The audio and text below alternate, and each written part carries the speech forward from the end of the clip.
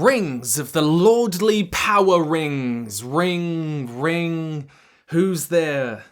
Episode 7, the second to last episode. What did you think? What did you feel? Tell me down below. I liked this episode more than the last one, easily, because we had characters that I care about doing things that mattered. That's it. That is the bottom line. DURIN and ELROND and Deezer are still the strongest part of the story. They have a relationship where we repeatedly see what they mean to each other. ELROND speaks a little bit of Khazad-dûl and DURIN speaks a little bit of Elvish. There's also this mention of secret dwarven names, and he nearly shares that with ELROND. It is a nice, sweet moment. There's this nice parallel to, a nice symmetry to, each of them choosing each other over their own kind, choosing friendship. And that decision means something narratively, right? DURIN and his father, you could say, have a rocky relationship. But we've also seen how he worships his father. In this episode he says, the mightiest thing a dwarf can be is worthy of his father's name. But there's also this frustration with him, And so we've had this conflict between this loyalty to his father and this loyalty to ELROND, and it's all come to a head in this episode. He goes off at his father, DURIN. He says, "You're clinging to the past. You don't want any thought that hasn't originated in you."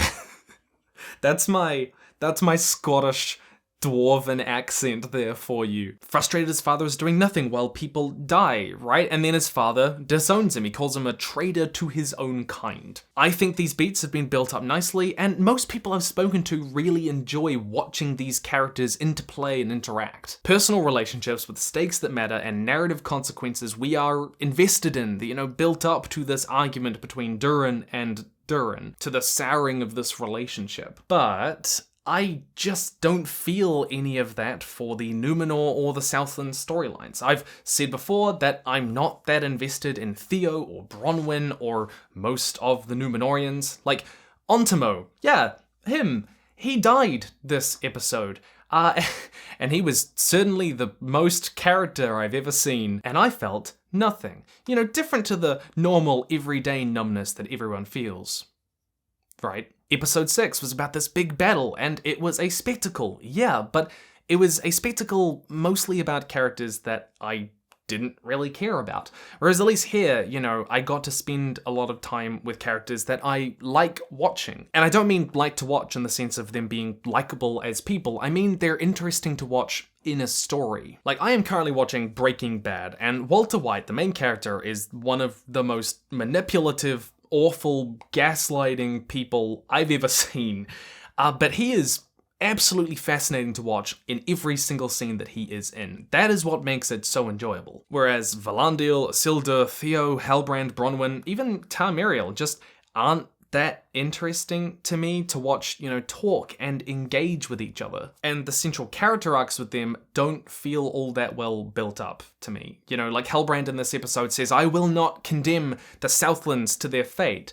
But I don't have a strong sense of where this character change came from, personally. A lot of these scenes overall just feel quite flat. These characters aren't super engaging to watch together. And all of this comes back to what I think is my main criticism, my main feeling about Rings of Power. It's more often boring than it is bad. Boring not in the sense of it being slow, but boring in the sense of it just being kinda uninteresting. And that uninterestingness, that lack of engagement and immersion, makes us notice the little bad things a lot more. For example, in this episode, Halbrand, we are told, is supposedly mortally wounded, so badly wounded that Bronwyn can't do anything, and he needs elvish medicine, right? And so they decide to hop on a horse for a 500-mile ride to find elvish medicine. Horse riding is not easy on the body, and let me remind you of another wound so terrible that they needed elvish healing. I was immediately like, oh, okay, he can't be that injured, I guess. But details like this stick out to us a lot more when it's just kind of milquetoast uninteresting, right? We are so much more forgiving of shows that we really like, where we're really immersed. Doctor Who, for me, is the big one there. I was really into that when I was younger. I didn't think too much about it just because I loved being in this world. I've also been trying to really understand what kind of the more average viewer of the series is feeling about this. I've asked everyone I can get my hands on who is not a Tolkien fan, who doesn't know the lore, what their perception of the series is. People who aren't critics by trade, who just sit down and watch and probably don't think about it that much for the rest of the week. And the impression that I seem to have gotten is that, a lot of people they just kind of think it's a bit boring. They tend to quite like the Elrond and DURIN stuff, 50-50 on the Harfoots, and not super invested in that Numenor and Southland stuff. But let me know if I'm wrong. Tell me if I am down below. One other thing, I've seen a lot of people kind of condescendingly say, how can people enjoy any of this sort of thing? I don't really like that. To be honest, most of the time, we don't watch what we do very critically, and it is fine if people enjoy things, even if they're not perfect, even if they're not very good, right? It's fine to enjoy things which are not perfect, which are not even very good, technically. That's okay. Don't bash people for that. Galadriel, Elendil, and Arondir fare a lot better. I've enjoyed watching them a fair bit, but they're all, choked up by the rest of this other stuff. I do like that Galadriel seems to be getting some development. In this episode, she was paired up with Theo, this kid who has violent tendencies, and she starts to sound a bit more like the character that we know. She's reflecting on her actions and her past, when she tells Theo, it darkens the heart to call dark deeds good. And, that's talking about her own behavior as well. I like that development, it's really good. It's nice to see her internalizing some change, sharing some wisdom. We're seeing the kernels of that character that we come to know her as. Apparently though, one detail that definitely raised my eyebrow was that this guy, Celeborn, who we meet in Lord of the Rings, is dead. And that's not the case in the books, obviously. To be perfectly honest though, I don't actually think he's dead. My bet is he is captured or imprisoned or lost somewhere, and Galadriel's gonna have a story where she goes to find him and gets him back. That's my bet. If he is dead, interesting creative decision, I suppose. I actually liked the opening scene where Galadriel is stumbling around, disoriented in the aftermath of this volcanic eruption. It was chaotic, it looked cool, and I've seen people complaining about how did anyone survive the volcanic eruption? They should all be dead, but I just don't care. I do not care.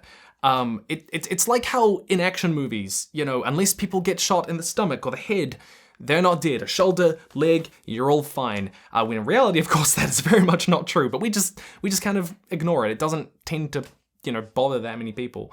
It's like that for me. I just don't care. It feels like people just trying to find things to complain about at that point. I did like that Tamriel was blinded. That is an interesting evolution of her character, and I'm curious to see where that will take her in the future. We had some nice moments with Elendil too, him fearing that Isildur, his son, is gone and dead, and kind of turning on Galadriel a little bit. Good, but this close to the end of the season, I doubt my kind of overall feelings towards it are going to change that much, unless the final episode does something absolutely phenomenal. I don't know. The creators actually gave an interview recently where they sort of implied that they agree the earlier episodes were weaker than the later ones, and I do think that the series gets better as it goes, but the whole story is suffering from that poor foundation, not appropriately setting up characters and stories. So a lot of these beats and events just don't land very well. Story beats just often don't feel that earned. Rings of Power, in a way, feels like death by 1,000 cuts. 1,000 little mistakes in the scripting and design and storytelling, where each one can be ignored, but all together add up to what is overall a pretty underwhelming experience. Little things like Halbrand riding off with that supposedly mortal wound that only elves can treat, plus plenty of others that I haven't mentioned. We also get the reveal of the Balrog this episode, and there was some nice foreshadowing with it, with DURIN saying, we do not tempt shadow and rock and mine, because there's stuff under there, right?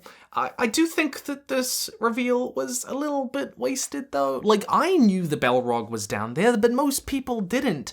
And I feel like they could have reveled in the there is something down there a bit more. I wasn't really dying for that reveal yet, Could they? Do you think that they could have or should have built up to this more? I certainly don't want them to bring the Balrog into the story anytime soon, so again, timing there. So I have, of course, praised DURIN and Elrond a fair bit, but I do want to mention, I don't like the get your 5+ mithril, elvish, silmaril vitamins a day, which is an objectively funny meme. I don't like that kind of baseline for the storyline, but if you can't get over that, you're just not going to enjoy the series. And that's fine for you, but I'm going to try and, push past that, set that aside, and enjoy it anyway. You've got to remember that most people don't know, don't care about, and shouldn't have to care about the lore that makes this such an iffy decision, right? I think I could probably do without it anyway, but that aside, I'm just going to try and accept that for the story. See what they're going to do with it, at least. So that is DURIN and ELROND and Numenor and the Southlands, but what about everyone's favourite storyline, the Harfoots? Or is it Half-Feet? Half-Feets? I don't know. The gist of this storyline is that the Harfoots arrive at the Grove and they find it destroyed by rocks flung from Mount Doom. Then the stranger brings it all back to life and they're all like, woo, yay! And then the cultists arrive and burn everything down again. Nori and Poppy, after the stranger has fled, decide to go find him again, and all of the Harfoots do the whole fellowship thing where they decide to go off the trail together and find the stranger. It's a nice moment, in theory, all the Harfoots deciding together to go off trail to help this person who has been helping them. But I did have to laugh at this moment because, they're all galvanized by the dad going, our hearts are bigger than our feet. When the entire tension in this storyline so far has basically been most of the Harfoots just wanting to abandon them because they've been a mild inconvenience. And again, it's that death by 1,000 cuts, because there's this little scripting moment where Malva, the woman who has been pushing to cut off Nori and her family, to abandon them and take their wheels, she says, hey, I was wrong. We should totally go help the stranger. Cool, right? But then Sadik turns to her just one line later and says, oh, Malva, if just one time you weren't right all the time, when the point is, she was wrong about the stranger.